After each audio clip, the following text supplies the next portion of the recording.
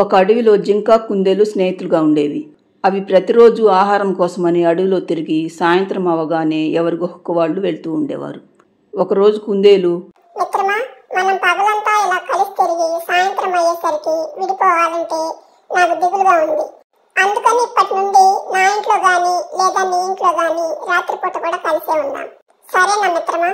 ఇప్పుడైతే పర్వాలేదు మిత్రమా, కానీ తరువాత రోజుల్లో మనకు పిల్లలు పుట్టారనుకో, అప్పుడు ఒకే ఇంట్లో ఉండాలంటే ఇబ్బందిగా ఉంటుంది. అందుకే ఎవరింట్లో వాళ్ళమే ఉందాంలే. అయినా పగలంతా కలిసే ఉంటున్నాం కదా అంటుంది జింక.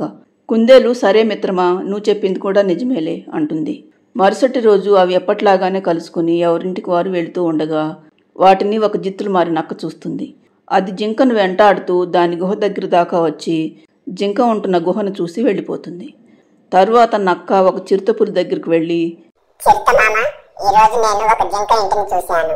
అది రోజు సాయంత్రం కాగానే ఇంటికి వచ్చి ఒక్కటే ఉంటుంది. రేపు మనం అది రాకముందే దాని గుహలోకి వెళ్దాం. జింక రాగానే నువ్వు దాన్ని చంపు, తర్వాత ఇద్దరం కలుస్తున్నాం అంటుంది నక్క. దానికి చిరుతపులి సంతోషంగా ఒప్పుకుంటుంది. మరుసటి రోజు చిరుతపులి నక్క అనుకున్నట్లుగానే ముందుగా వెళ్ళి గుహలో ఉంటారు. జింక ఎప్పట్లాగానే సాయంత్రం ఒంటరిగా గుహ దగ్గరికి వచ్చి తన అలవాటు ప్రకారం గుహతో మాట్లాడటం మొదలు పెడుతుంది. అది గుహతో, ఏంటి గుహ, రోజు నేను రాగానే పలకరించేదానివి, ఈ రోజేంటి మాట్లాడటం లేదు? ఈ రోజు ఉదయం నీకు చెప్పకుండా బయటికి వెళ్ళిపోయానని కోపంగా ఉన్నావా? సరే, ఇంకెప్పుడు అలా చేయనులే అంటుంది జింక. గుహలో ఉండి మాటలు విన్న చిరుతపులి, ఓహో, ఈ జింకతో గుహ రోజు మాట్లాడుతుందన్నమాట.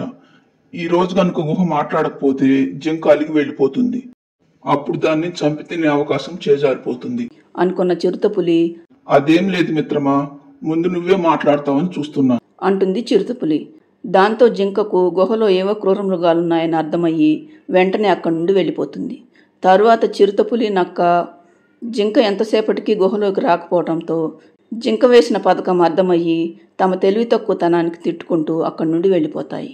మరుసటి రోజు జింక కుందేలును కలిసి అంతకు ముందు రోజు జరిగిన విషయం మొత్తం చెప్పి, నువ్వు చెప్పిన ఉపాయం బాగా పనిచేసింది మిత్రమా. నేను ఆ గుహలో ఉంటున్నాననే విషయం ఏవో క్రూర మృగాలకు తెలిసిపోయినట్లుంది. ఇక నుండి నేను అక్కడికి వెళ్ళను.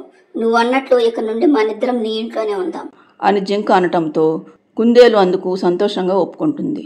తరువాత సాయంత్రం కాగానే అవి రెండు కుందేలు ఇంటికి బయలుదేరి వెళ్తాయి. ఫ్రెండ్స్, ఈ స్టోరీ నచ్చితే లైక్ చేయండి, ఛానల్ను సబ్స్క్రైబ్ చేసుకోండి.